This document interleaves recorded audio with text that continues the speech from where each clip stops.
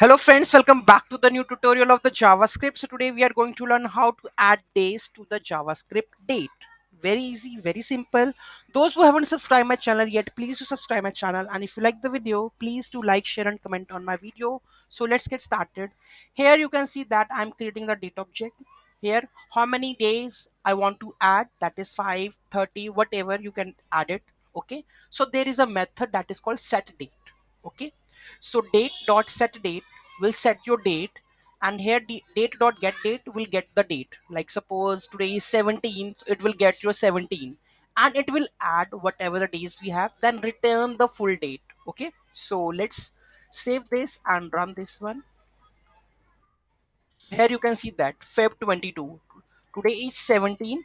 For day dot get, you will get the 17 one. So I'm going to console this one.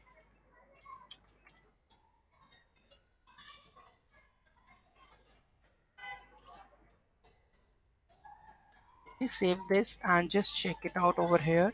Now you can they see that 17 plus 5 give you 22. Okay, so date dot get date will get the days, and number of days you want to add you can add, and in the date object you want to set, then you can use the set date and print that date.